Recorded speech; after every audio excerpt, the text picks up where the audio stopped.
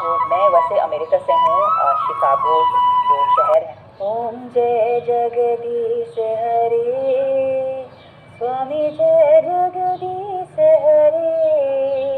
मेरे हस्बैंड अभिषेक बिहार से है ओरिजिनली। हमारी मुलाकात हुई यूएस में। आपके जो पति हैं सनातन परिवार से हैं, जो आपकी जो रूट्स हैं, ये लोग मतलब क्या क्रिश्चियन हैं, कैथोलिक, प्रोटेस्टेंट? अच्छा, लेकिन आपके पति एक तो भारत से और भारत में भी बिहार से, लेकिन आप उनके साथ भारत आ गई, आपने खुद को कैसे प्रिपेयर किया उसके लिए? मैं आपसे एक सवाल पूछना चाहती हूँ कि इंडिया में हाई क्लास आदमी नहीं हो सकता क्या? मेरा सोच है, मतलब मैं मॉडर्न हूँ और ट्रेडिशनल भी हूँ साथ ही साथ। मॉडर्न का मतलब नहीं है कि आप क्लब में जाके ड्रिंक करते हैं, आप ये जाके ऐसे करते हैं वैसे करते हैं, आप हर टाइम बाहर से खाना मंगवाते हैं, उसका मतलब नहीं है। मॉडर्न का मतलब भी आपका सोच अच्छा है। मेरे सास ससुर मुझे दबाती नहीं कभी। कभी ऐसा होता है कि सासू माँ आप मेरे से इतना काम क्यों कराती हैं, या वो कहें कि बहू तुम ऐसे कर रही हो, ऐसे करो? नहीं, कभी नहीं। अच्छा। उन लोगों ने मेरे लिए बहुत कुछ किया, तो मैं उनके लिए थोड़ी बहुत चाय बनाओ, खाना बनाओ, बर्तन धो, कपड़ा धो, तो ये क्या बात है, कुछ नहीं है। वाह। आजकल आपने टीवीज में देखा होगा सास बहू और झगड़े, जो उस पर सीरियल। अरे ये सब मेरी सासू माँ नहीं देखती, मैं भी नहीं देखती। तो वो सब हम लोगों के दिमाग में नहीं घूमता। हमारे दिमाग में बस प्रेम है। जी। आपकी शादी यहीं हुई भारत में या अमेरिका में? अमेरिका में हुई, लेकिन पूरा इंडियन तरीके से हुई। 7 फेरे, साड़ी, लहंगा, सिंदूर, सब। उन्होंने जब आपको अपने बारे में बताया कि मैं भारत से हूँ, तो आपको तो मालूम नहीं होगा भारत के बारे में ज़्यादा कुछ? एक्चुअली पहले शादी से पहले मैं हरिद्वार में रहती थी 4 साल। अच्छा। 17 साल पहले। अच्छा। इसलिए उस टाइम मैं हिंदी भी सीखी थी उस समय। हाँ, हिंदी बोलना ज़रूरी है और एक्चुअली हिंदी भाषा पे गर्व होनी चाहिए। To the guardians of the Eastern Watchtower. Western देशों में पेगन यानी नॉन क्रिश्चियन आइडियोलॉजी काफी पॉपुलर हो रही है। Welcome home to my community. A ward is a type of protection spell, but it's used for preventative purposes. These are the zodiac signs who are the most humble according to your tango. Your right hand is used for actions, while your left hand is used for intuition. और ये कैसे समय पर हो रहा है जब Indian practices जैसे योगा और मेडिटेशन भी अमेरिका में बहुत पॉपुलर हो रहे हैं। लाखों लोग इन्हें प्रैक्टिस कर रहे हैं और ये एक बहुत बड़ी इंडस्ट्री भी बन गई है। Hello everyone, welcome to Yoga with Adrienne. I have an awesome yoga sequence for you today. We're going to begin in a cross-legged position. We call this Sukhasana. It's also a great way to start your day in the morning. Close your eyes. No need to pretend to be anywhere else. और ये practices इतनी बड़ी हो गई हैं कि कई Christian conservatives भी इस बात से बहुत नाराज हैं। Worshipping pagan idols to own the traditionalists, to own the conservatives. नाराज इसलिए है कि नॉन क्रिश्चियन प्रैक्टिसेस की पॉपुलैरिटी एक ही समय पर बढ़ रही है जिस समय क्रिश्चियनिटी की डिक्लाइन हो रही है वेस्टर्न देशों में। जो लोग अपने आप को क्रिश्चियंस की तरह आइडेंटिफाई करते हैं, उन लोगों की संख्या काफी गिर रही है वेस्टर्न देशों में। तो आज इस ट्रेंड के बारे में बात करते हैं। क्या वेस्टर्न देशों में क्रिश्चियनिटी कम हो रही है और वो हिंदुइज्म या एटलीस्ट पेगन प्रैक्टिसेस को और अडॉप्ट कर रहे हैं? ऐसा क्यों हो रहा है? वेस्टर्न देशों में रिलीजन का क्या फ्यूचर है और कैसे इंडिया और खासकर हिंदुइज्म के पास एक बड़ी अपॉर्चुनिटी है इन देशों में? क्या है वो अपॉर्चुनिटी? आइए पता करते हैं। वेस्टर्न देशों में पेगनिज्म कैसे बढ़ रहा है, इसको समझने के लिए सबसे पहले हमें समझना पड़ेगा कि पेगनिज्म होता क्या है। देखिए, जिस तरह लोगों को ये नहीं पता कि पप्पू एग्जैक्टली होता क्या है, उसी तरह से पेगनिज्म की भी कोई एग्जैक्ट डेफिनेशन नहीं रही है। पेगन शब्द क्रिश्चियंस के द्वारा इस्तेमाल किया जाता था उन लोगों को डिस्क्राइब करने के लिए जो लोग क्रिश्चियन आइडियोलॉजी में नहीं मानते थे, चाहे वो पॉलिथियस्ट्स हो, नेचर वर्शिपर्स हो या एग्नोस्टिक्स हो, ऐसे लोग जिनको भगवान में कुछ खास विश्वास भी ना हो। फिर वो चाहे हिंदूज हो या अमेरिकाज के मायंस या इनकाज हो या यूरोप के ग्रीक्स और रोमन्स हो या फिर तिब्बत के बुद्धिस्ट हो या जापान के शिंटो हो, इन सबको पेगन माना जाता है। और पेगन हमेशा क्रिश्चियंस के द्वारा एक नेगेटिव सेंस में यूज किया जाता है। जिस तरह से लेफ्ट विंग वाले उनसे डिसएग्री करने वालों को अंधभक्त बोलते हैं या कुछ राइट विंग वाले उनसे डिसएग्री करने वालों को एंटी नेशनल बोलते हैं। पेगन शब्द का मतलब गांव होता है और क्रिश्चियंस के मुताबिक पेगन वो गवार थे जो क्रिश्चियन आइडियोलॉजी की विजडम को समझना नहीं चाहते थे। तो अर्ली क्रिश्चियनिटी जो थी वो एक तरह की नॉर्मेटिव इन्वर्जन थी पेगनिज्म की, यानी पेगनिज्म जो प्लूरलिज्म, डाइवर्सिटी में विश्वास रखता था, अर्ली क्रिश्चियनिटी उसका उल्टा था, यानी वो डाइवर्सिटी, प्लूरलिज्म में बिल्कुल भी विश्वास नहीं रखते थे, और इसलिए according to author Catherine Nixey and her book the Darkening Age, early Christians ने पेगन कल्चर को पूरी तरह से तहस नहस करना शुरू कर दिया। टेम्पल्स को तोड़ के, प्रोमिनेंट इंटेलेक्चुअल्स, ऑथर्स और साइंटिस्ट का कत्ल करके और लाइब्रेरीज को जलाकर। और जब से यूरोप में एंशिएंट पेगन वर्ल्ड का डिस्ट्रक्शन हुआ है, तब से वेस्टर्न देशों में क्रिश्चियनिटी का बेसिकली एक मोनोपोली रही है। लेकिन देखिए, आज की स्टोरी में बहुत सारे ट्विस्ट आने वाले हैं। पहला ट्विस्ट ये है कि ये मोनोपोली आज लगता है थोड़ी डगमगा रही है।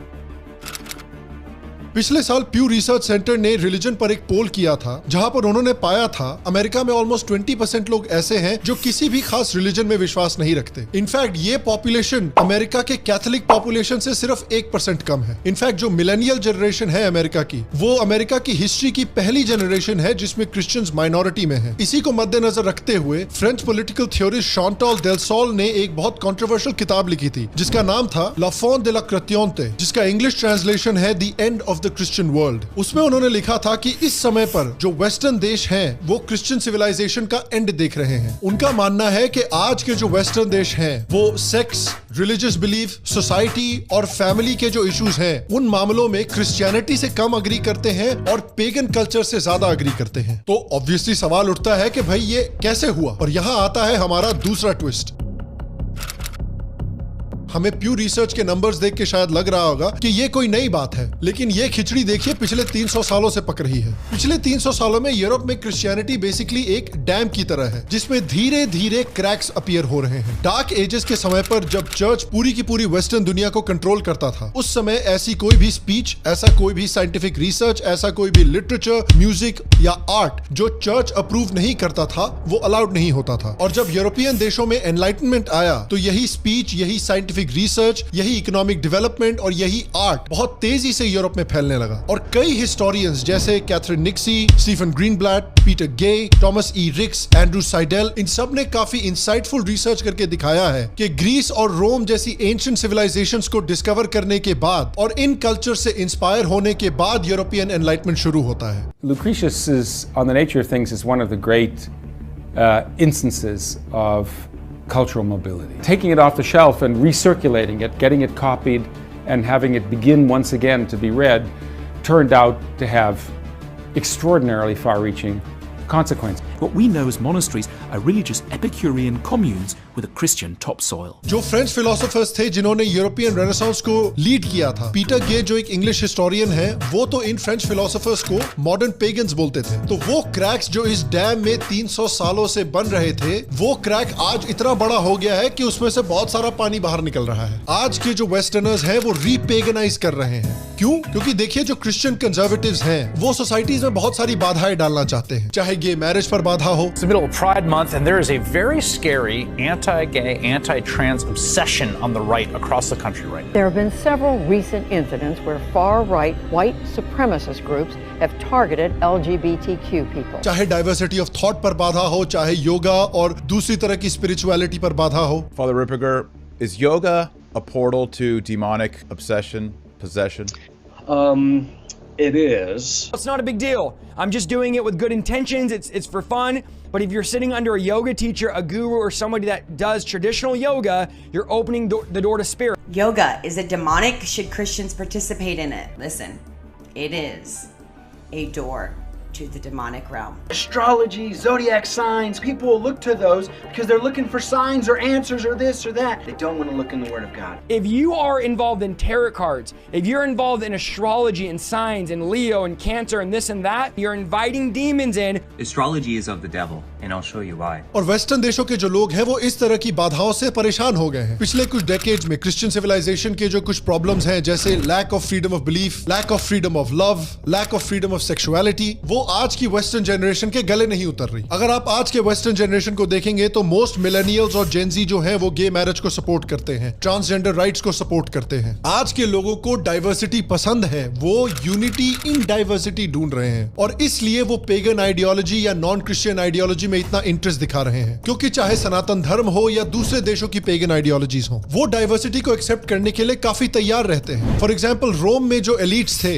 वो ओपनली अपने देवताओं को रिजेक्ट करते थे, लेकिन उसके बावजूद उन्हीं देवताओं से जुड़े हुए जो त्योहार थे उनको भी बड़ी खुशी खुशी मनाते थे। इंडिया में भी हमने देखा है कि आप चाहे एथीस्ट हो, एग्नोस्टिक हो या रिलीजियस हो, हिंदूज आपके साथ उतनी ही खुशी से होली दिवाली मनाएंगे। हमने इंडिया में एथीस्ट को आरती करते हुए भी देखा है। क्रिश्चियनिटी इतनी आसानी से इस तरह की चीजें अलाउ नहीं करती, और इसीलिए हम देख रहे हैं स्टैटिस्टिकली कि क्रिश्चियंस का जो नंबर है वो वेस्टर्न देशों में डिक्लाइन कर रहा है। लेकिन रुकिए, ये कहानी अभी भी जस्टिस मार्कंडे काटजू और ट्विटर की लड़कियों के बीच की लव स्टोरी की तरह ही अधूरी है। इस कहानी में अगला ट्विस्ट ये है कि भले ही क्रिश्चियनिटी डिक्लाइन कर रही हो, लेकिन लोग रिलीजन नहीं छोड़ना चाहते, स्पिरिचुअलिटी नहीं छोड़ना चाहते। प्यू रिसर्च ने भी यही पाया है। जो यंगर अमेरिकन हैं जो क्रिश्चियनिटी छोड़ रहे हैं, उसमें से सिर्फ 10 to 15% एक्चुअली एथीस्ट बन रहे हैं। वास्ट मेजॉरिटी जो लोग हैं वो अभी भी अपने आप को स्पिरिचुअल मानते हैं, और इसलिए अमेरिका का सबसे तेजी से बढ़ता हुआ रिलीजियस ग्रुप नन्स है। नहीं, ये वाली नन नहीं, वो लोग जो अपने आप को किसी भी रिलीजन से जुड़ा हुआ नहीं मानते, लेकिन फिर भी अपने आप को स्पिरिचुअल मानते हैं। यही नन्स जो हैं वो यूएस की सबसे बड़ी डेमोग्राफिक बन गए हैं। इनफैक्ट क्रिश्चियन कैथलिक्स और क्रिश्चियन इवेंजेलिकल से भी ज्यादा नन्स हैं आज अमेरिका में। इनफैक्ट 18 to 22 एज ग्रुप के जो जेन जी हैं उसमें 40% अपने आप को नन मानते हैं, और इसलिए प्यू रिसर्च का ये मानना है कि वो लोग जो अपने आप को नन मानते हैं या किसी भी रिलीजन से जुड़े हुए नहीं हैं, वो अमेरिका में मेजॉरिटी बनने वाले हैं 2070 तक। तो इसका निष्कर्ष क्या निकलता है? निष्कर्ष ये निकलता है कि लोग ऑर्गेनाइज रिलीजन से परेशान हो गए हैं, लेकिन रिलीजन और स्पिरिचुअलिटी में अभी भी विश्वास रखते हैं। यानी वो इंस्टाग्राम से नफरत नहीं करते, वो इससे नफरत करते हैं।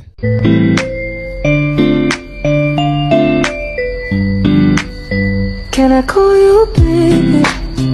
पहले तू बड़ा हो जा, बाद में दूसरों को बेबी बुला। मैसेज तो दूर की बात है मेरी जान, अब मेरे नाम का नोटिफिकेशन भी नहीं आएगा।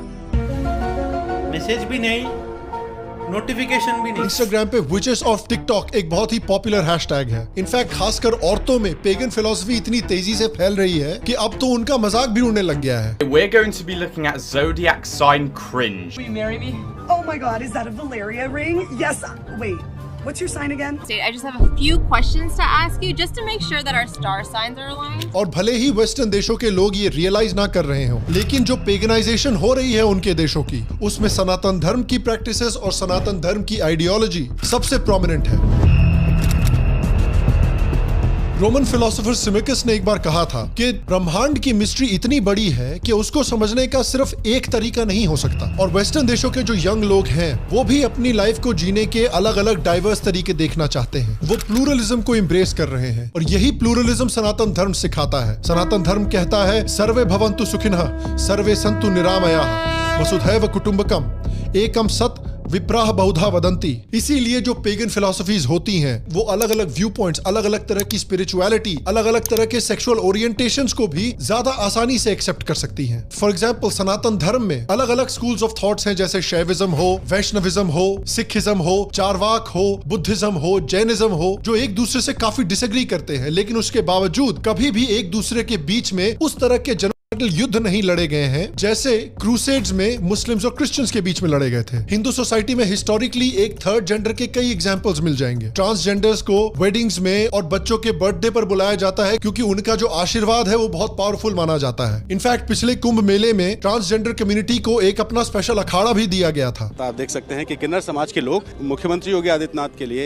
एक मुकुट भी लेकर के आए। In an interview, Mohan Bhagwat said, and I'm quoting here, "These people also have a right to live. We are bearing in mind that they are also human beings with an inalienable right to live." अब उत्तर प्रदेश में किन्नर यानी transgender को सरकारी सुविधाएं मुहैया कराने और उनके कल्याण के लिए एक अलग बोर्ड ही काम करेगा। एक बायोलॉजिकल एक विधा है, उसमें ये भी एक प्रकार। और मेरे लिए ये बहुत दुख की बात है कि कुछ ऐसे हिंदू ग्रुप्स हैं जो आज भी गे मैरिज को अपोज करते हैं, जिससे मैं बिल्कुल अग्री नहीं करता। लेकिन मेरा मानना है कि जिस दिन भारत में गे मैरिज लीगलाइज होगा, सबसे पहले उसके सपोर्ट में हिंदू कम्युनिटी ही आकर खड़ी होगी। इनफैक्ट जो सनातन धर्म की स्पिरिचुअलिटी है वो वेस्टर्न देशों में इस समय बहुत पॉपुलर है। अगर आप योगा को देखें तो ग्लोबल योगा इंडस्ट्री $90 बिलियन की बन चुकी है, और योगा से जुड़ी हुई जो कपड़े की इंडस्ट्री है वो भी ऑलमोस्ट $35 मिलियन की बन चुकी है यूएस में 2020 में और 2030 होते होते $70 मिलियन तक पहुंचने वाली है। सिर्फ यूनाइटेड स्टेट्स में ऑलमोस्ट 50,000 योगा स्टूडियोज हैं। 2021 में यूनाइटेड स्टेट्स में ऑलमोस्ट 35 मिलियन लोग यानी यूएस की 10% पॉपुलेशन रेगुलरली योगा प्रैक्टिस करते हैं। पिछले 12 सालों में योगा प्रैक्टिस करने वाले लोगों की तादाद 63% से बढ़ी है। अगर हम मेडिटेशन को भी देखें तो 2021 में यूएस का मेडिटेशन मार्केट $1.86 बिलियन का था और 2025 तक $2.5 बिलियन तक पहुंचने वाला है। यूएस में ऑलमोस्ट 2500 मेडिटेशन स्टूडियोज हैं। वेस्टर्न देशों में मेडिटेशन और योगा इतनी तेजी से ग्रो कर रहा है कि हिंडनबर्ग भी सोच रहा होगा कि इस पे अडानी की तरह लगता है एक रिपोर्ट निकालनी पड़ेगी। इनफैक्ट मेडिटेशन इस समय वेस्टर्न देशों में कल्चरली बहुत सिग्निफिकेंट है। अमेरिका के सिलिकॉन वैली में मेडिटेशन बहुत पॉपुलर है। Which is why it is now being adopted in a whole strange variety of corporations, from Google to Procter & Gamble to Aetna to Target to General Mills. These are the people who make Hamburger Helper, and they have meditation rooms in every single building of their corporate campus. America में top 100 jobs में से 10th number आता है yoga teacher और instructor का, और वहां पे योगा टीचर की एवरेज सैलरी होती है $62,000 यानी लगभग 42 लाख रुपए। और योगा एक ऐसी इंडस्ट्री है जो दुनिया में 4th सबसे फास्टेस्ट ग्रो हो रही है। I absolutely love doing yoga throughout this entire month.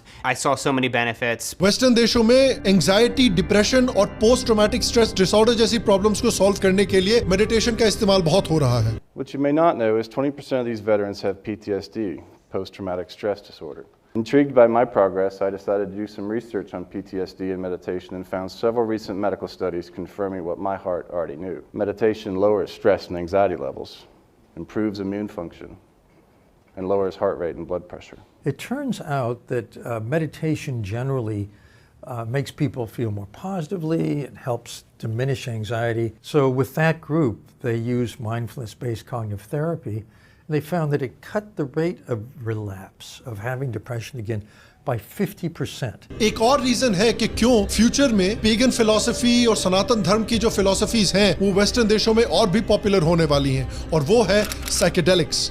Patients who have claims of insight, viewing themselves from a radically different perspective, from a different lens, and based on animal research, there also seems like there may be increased neuroplasticity in the system, so that in the days following the psychedelic experience, people are more primed to learn new things. जिन लोगों ने psychedelics को experience किया है उन्होंने अक्सर वैसे ही experiences describe किए हैं जिस तरह के एक्सपीरियंसेस योगीज को आते हैं। उन्होंने कहा है कि उन्हें एक overwhelming sense of love towards the universe experience किया है, जिसको योगा में सच्चिदानंद बोला जाता है। N overwhelming feeling of interconnectedness. वो अपनी थिंकिंग में कम रिजिड होते हैं और काफी ओपन बनते हैं, जो कि एब्राहमिक नहीं बल्कि एक धार्मिक तरीका है सोचने का। और साइकेडेलिक्स जो हैं वो अमेरिका के एक स्टेट में ऑलरेडी लीगल कर दिए गए हैं, और मुझे लगता है कि अगले 10 सालों में और भी कई स्टेट्स में लीगलाइज होने वाले हैं। साइकेडेलिक्स के साथ एक इशू है कि आपके जो मिस्टिकल एक्सपीरियंसेस होते हैं वो अनकंट्रोलेबल होते हैं, बहुत इनकंसिस्टेंट होते हैं। लेकिन योगा के साथ जो आपके स्पिरिचुअल और मिस्टिकल एक्सपीरियंसेस होते हैं वो इनकंसिस्टेंट नहीं होते, उसको आप बड़े आराम से कंट्रोल कर सकते हैं, और आपका दिमाग भी एक बहुत काम स्टेट में होता है। तो सनातन धर्म, योगा और मेडिटेशन वो साइकेडेलिक्स से ज्यादा रिलायबल हैं मीनिंगफुल स्पिरिचुअल एक्सपीरियंसेस होने के लिए। तो इतनी इंफॉर्मेशन देख के आप सोच रहे होंगे कि ठीक है, फिर तो पक्का हो गया है कि पेगन फिलॉसफी जो है वो वेस्टर्न देशों में क्रिश्चियनिटी को रिप्लेस करने वाली है। लेकिन यहाँ आता है हमारा एक और ट्विस्ट। अगर हम करंट ट्रेंड्स को देखें तो देखकर ये लगता है कि क्रिश्चियनिटी को पेगन फिलॉसफी या सनातन धर्म नहीं बल्कि वोकिज्म रिप्लेस कर रहा है। देखिए, वोकिज्म एक फार लेफ्ट आइडियोलॉजी है जो कि क्रिटिकल रेस थ्योरी से आती है, जो मानती है कि दुनिया में सिर्फ दो तरह के लोग हैं, एक ओप्रेसर और दूसरा ओप्रेस्ड, यानी बिलीवर और नॉन बिलीवर। और जो लोग ओप्रेस्ड माने जाते हैं उनकी ड्यूटी है कि ओप्रेसर्स का पूरी तरह से विनाश कर दिया जाए। तो वोकिज्म अगर आप देखें तो एक तरह से इब्राहिमिक रिलीजन का लेफ्ट विंग रूप है। जिस तरह से अर्ली क्रिश्चियंस ने पेगन कल्चर को पूरी तरह से डिस्ट्रॉय किया था, उसी तरह से वोकिज्म भी वेस्टर्न सिविलाइजेशन को पूरी तरह से नेस्तनाबूद करना चाहती है। अगर आप इब्राहिमिक रिलीजन्स और वोकिज्म को कंपेयर भी करेंगे तो काफी सिमिलैरिटीज हैं। क्रिश्चियनिटी में जैसे ओरिजिनल सिन का कॉन्सेप्ट होता है कि सभी लोग एक ओरिजिनल सिन के साथ पैदा होते हैं। Classic doctrine of original sin states that we are culpable for Adam's wrongdoing. Moreover, Adam's sin introduced into the human race a kind of corruption of human nature that is hereditary and passed from one generation to another. उसी तरह से wokeism में भी original सिन है, white privilege और Brahminical privilege. Christianity में भी सिर्फ एक अच्छा क्रिश्चियन होना काफी नहीं है, पूरी दुनिया को कन्वर्ट करना जरूरी है। उसी तरह से वोकिज्म में भी सिर्फ एक अच्छा इंसान होना काफी नहीं है, पूरी दुनिया को वोक बनाना जरूरी है। Why is it not enough to not be a racist as opposed to being an anti-racist? Kendi has argued for being anti-racist in a series of best-selling books. It's about what we're doing. You know, I'm encouraging people to constantly think about what are we doing or even not doing. तो basically wokeism जो है वो western civilization को पूरी तरह से खत्म करके एक रेवोल्यूशन करके एक नया सिविलाइजेशन बनाना चाहते हैं। उसी तरह से इंडिया में भी इंडियन सिविलाइजेशन और सनातन धर्म को पूरी तरह से खत्म करके एक रेवोल्यूशन करके एक नया सिविलाइजेशन बनाना चाहते हैं। लेकिन हमने अक्सर नोटिस किया है, चाहे ईरान का इस्लामिक रेवोल्यूशन हो, रशियन रेवोल्यूशन हो या फिर फ्रेंच रेवोल्यूशन हो, अक्सर रेवोल्यूशन के बाद जो सिविलाइजेशन आती है वो पुरानी सिविलाइजेशन से भी कहीं ज्यादा खराब होती है। तो अब बात करते हैं कि ऐसे सिचुएशन में जब क्रिश्चियनिटी डिक्लाइन कर रही है, ऐसे देशों में वोकिज्म बढ़ रहा है, वहां सनातन धर्म जैसी पेगन आइडियोलॉजीज क्या कर सकती हैं? देखिए, सबसे पहले तो हम क्रिश्चियन सिविलाइजेशन को खत्म करने को सपोर्ट नहीं कर रहे हैं। यहाँ पे अगर आप दूसरे रिलीजन्स को रिस्पेक्ट करने को तैयार हैं, अगर आप जबरदस्ती दूसरे लोगों को कन्वर्ट नहीं कर रहे हैं, तो हमें आपसे कोई प्रॉब्लम नहीं है। लेकिन अनफॉर्चुनेटली क्योंकि क्रिश्चियनिटी वेस्टर्न देशों में डिक्लाइन कर रही है, तो क्रिश्चियंस जो हैं वो एशिया में आ रहे हैं, इंडिया जैसे देशों में आ रहे हैं और बहुत सारे पैसे खर्च कर रहे हैं लोगों को कन्वर्ट करने के लिए। तो इसलिए मैं भी मानता हूं कि इंडिया को और सनातन धर्म को उनके घर में घुस के उनके लोगों को कन्वर्ट करना शुरू करना चाहिए। सनातन धर्म को भी क्रिश्चियनिटी और इस्लाम की तरह एक कन्वर्टिंग रिलीजन बनना जरूरी है। एक और रीजन के सनातन धर्म को वेस्टर्न देशों में एक्शन लेना चाहिए और पेगन मूवमेंट की लीडरशिप लेनी चाहिए, क्योंकि अगर सनातन धर्म और भारत ये लीडरशिप नहीं लेता तो वेस्टर्न देशों ने ऑलरेडी दिखाया है कि वो सनातन धर्म के बेस्ट प्रैक्टिसेस को अप्रोप्रिएट करके, डाइजेस्ट करके सनातन धर्म से अलग करने को तैयार है। The term yoga has become contaminated.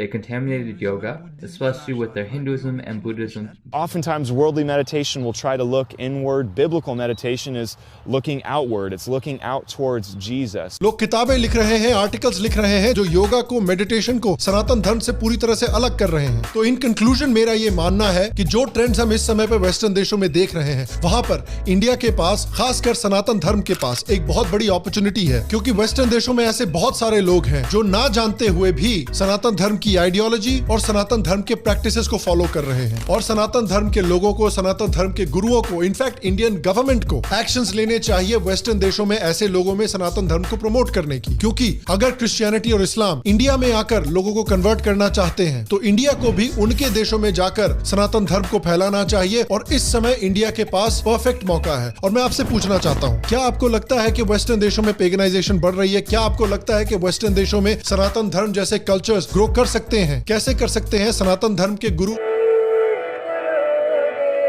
नमस्ते, राधे राधे। मेरा नाम योगमाया दासी है। मैं लिथुआनिया से हूँ, अभी वृंदावन में हूँ। आप सभी वृंदावन आइए और भक्ति करो, भजन करो और finish psychology at university. Your mother and father is Christian? Yeah, Christian background, yes. Okay. Indian culture is like still alive with no cuts. Everything here is alive. Like the river has a spirit, the trees have spirit. Everything is alive. Everything is part and parcel of God. This is something like really living, not theoretical. Like in West, everything else is not alive. I am alive, you know. Radhe Sham Sham Sham Shri Radhe Prajajan Manasukakari Radhe Sham Sham Sham बहुत like this is like really the most. So now after come India, how much I've been? Oh God, so much, like completely. Life, completely life. One thing that has my above everything else, it's sadhu sangha. From where did you got this beautiful sari? You know, from here in India. You have any kids?